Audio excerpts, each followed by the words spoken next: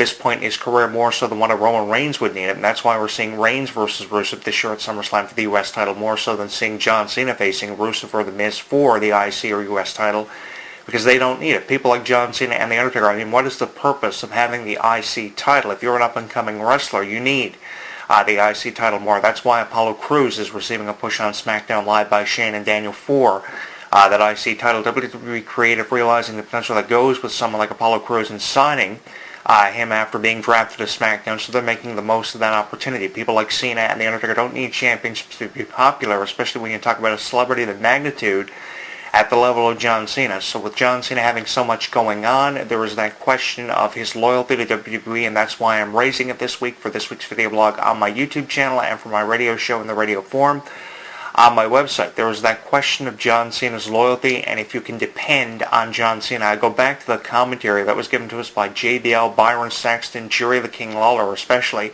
when he said, can you really rely on John Cena with how many prior commitments he has now outside of a WWE ring? He's always making radio show appearances, TV appearances.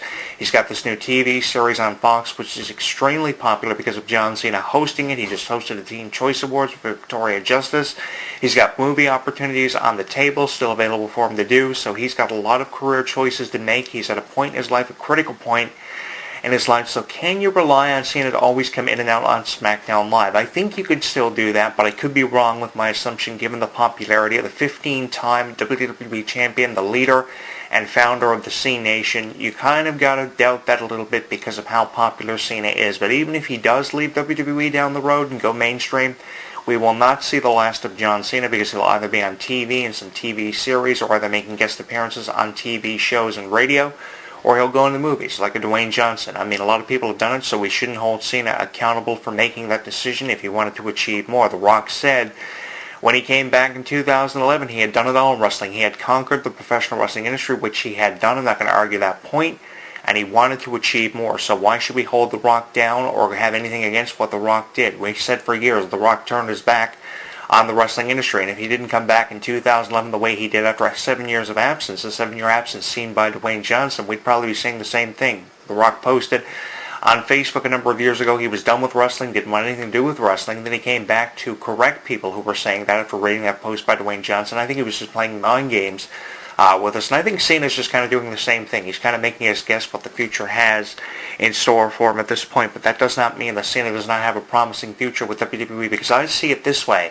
There is still so much of a chance for Cena to create with the top names of the industry, names that he's created with before and names he still has yet to create with. I would love to see John Cena versus Apollo Crews. That puts me in mind of the feud between John Cena and Lashley a number of years ago at the Great American Bash pay-per-view when Cena was, I think, the defending champion and Lashley was the number one contender for the title.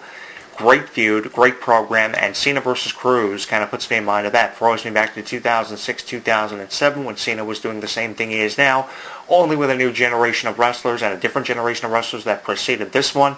He's helping out the new talent initiative, and I have a lot of respect for John Cena, really throwing it out there about hustle, loyalty, and respect. Cena is the pure exemplification of that and definition of it. If you looked at the definition of that in the wrestling dictionary and just the average dictionary, the everyday one, you would see a picture of John Cena really throwing it out there about hustle, loyalty, and respect. I may not have had a lot of credit for John Cena and respect for Cena in the past. I was kind of really hard on John Cena. I wasn't the biggest John Cena fan. I said some ridiculous things about John Cena, and I have apologized for having said that, because no other celebrity out there has granted more wishes than John Cena when it comes to Make-A-Wish and other charitable functions that Cena has been a part of.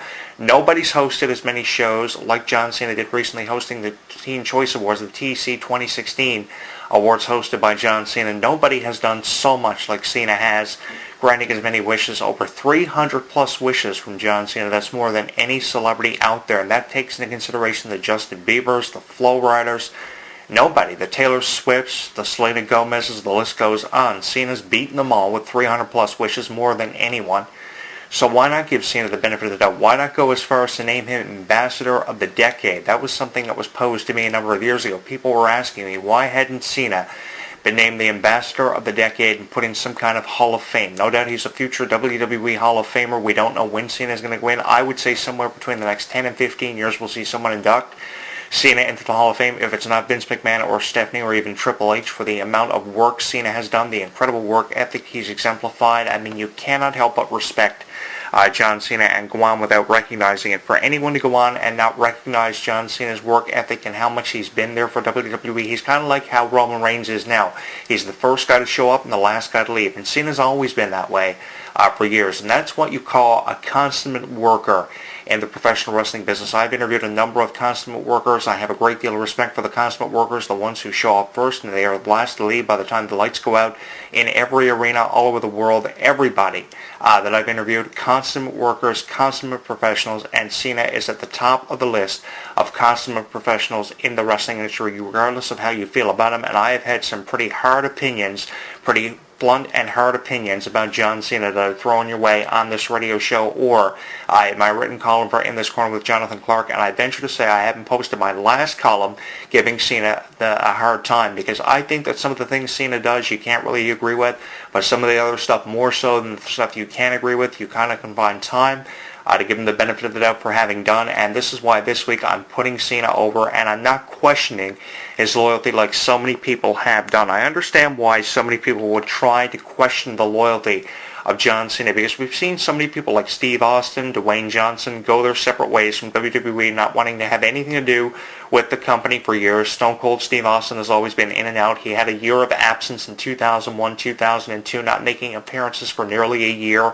Then he comes back. He's in and out all the time. Dwayne Johnson is the same thing, coming in every year, usually now for WrestleMania, which is pretty pathetic. When you can see The Rock wrestling more, there's nothing wrong with people like The Rock, Shawn Michaels, Stone Cold, Steve Austin. Even The Undertaker has never performed as good as what he's performing now at over 51 years of age. Sting, 58, using the neck injury by Seth Rollins as an excuse to retire.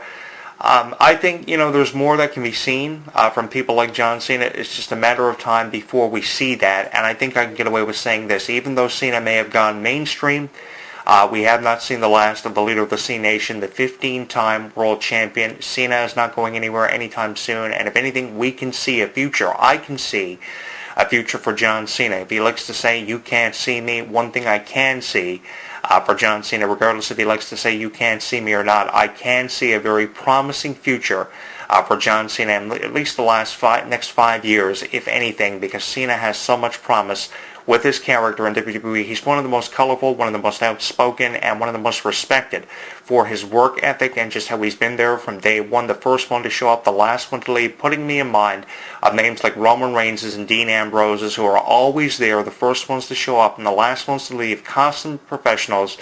And Cena really is nothing more, not falling anything short of being one of those consummate professionals and someone who is not going anywhere anytime soon. And if we can't see John Cena, with all due respect, I can see a future for John Cena, at least within the next 5 years. And you can get in on the conversation about it. I don't think we have to question the loyalty of John Cena, but what is your opinion on that? Give it to me in the comments of my YouTube video on my YouTube channel this week at Jonathan Clarke 22. By the way, if you haven't subscribed, hit subscribe at the top of my YouTube channel. You will not regret having done so. Follow me on Twitter and get in on my conversation at Jonathan Clarke 1 with hundreds, if not thousands, of tweets at Jonathan Clarke 1, and on Facebook at facebook.com/HEW Entertainment. You can let me know what your thoughts are on my wall or by sending me a message on Facebook directly, and on Google Plus at HEW Entertainment. The conversation is ongoing. This week focusing on John Cena, giving him the spotlight, and I will go as far as to say I may have been really hard, somewhat of a critic on John Cena for the last number of years, but I will go as far to say that he deserves the benefit of the doubt and nothing far from it. It's amazing seeing what Cena has done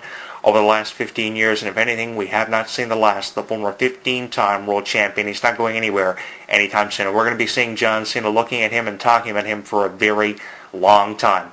I'm your host, Jonathan Clarke, and I will talk to you again next week. Jason Aldean's, they're going to know we were here, coming at you now, and I will talk to you again really soon. Like what you hear? Tell us on Facebook, Twitter, and YouTube.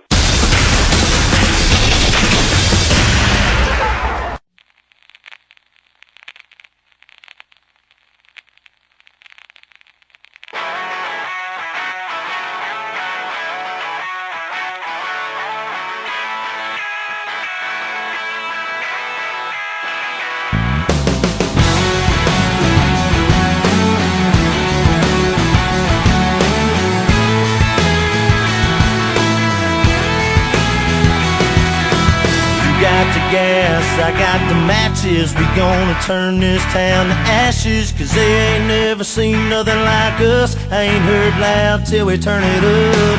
I got the wild, you got the crazy. You know that's why I love you, baby, 'cause your motor runs just as fast as mine. Pedal to the metal, keep the throttle down all night. And we only get one life. Ain't scared to ride this train. Make a few marks, leave a few stains. Might slam just a little too hard, might take it just a little too far. Might burn out like a firework, like a shooting star across the sky. And we may not be around in 20 years, but they're sure gonna know we were here. Yeah, they're sure gonna know we were here.